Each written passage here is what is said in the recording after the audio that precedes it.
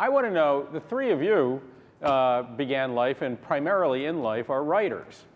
Writers about public affairs and politics. How has going on the intranets affected your work as journalists, as pundits? How has being podcast influenced the way you think about your career progression? I love the internet. I mean, I find it really hard now to write just for print publications because writing on the web is being part of this conversation constantly. And there's a way in which there's an informal tone to it, which I have embraced warmly. And also the linking is so much a part of what we do. We're sort of showing our homework, we're giving readers, we hope that readers are as interested, or there's some reader out there that's as interested as we are in a topic, and we're giving them all these leads to follow. And then just being part of this larger fabric of commentary about whatever it is we're interested in. I don't know if I really have taken seriously enough the question of how our podcast affects my career aspirations. Mostly it's just something that's really fun. I don't write nearly as much as I used to because I'm mostly editing, and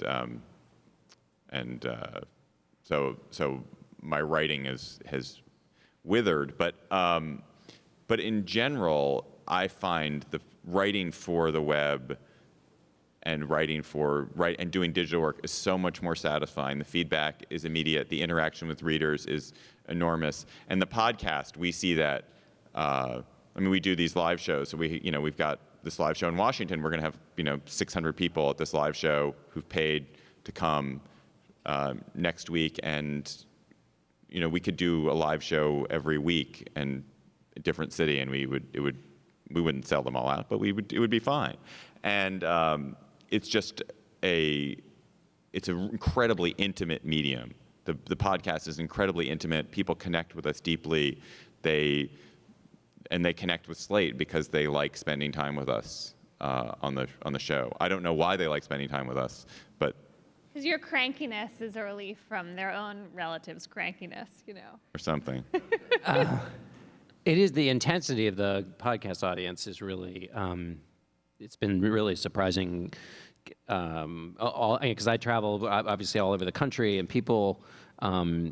Well, this happened to you. Somebody recognized you by your voice, because you think you're doing your own little. We used to, for a long time, we had a tiny little closet in which we did this, which accentuated the feeling that you're just kind of the three of us, in some sort of strange prison with no windows, and it's happening only in there. And then when you're out walking the streets, because if you go on, broadcast television, you expect, okay, fine, people are gonna know me, I expect that in my day. But when they come up to you because of this, and the intensity of that has been really interesting.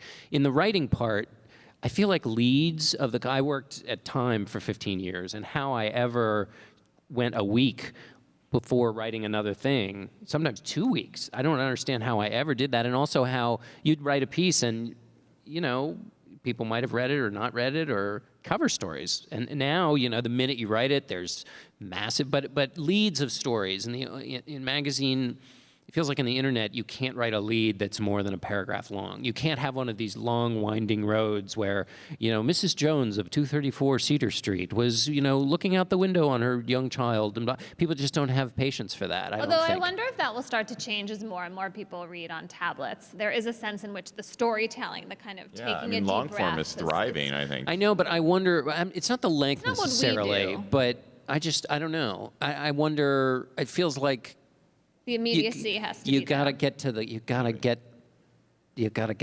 We got to get moving.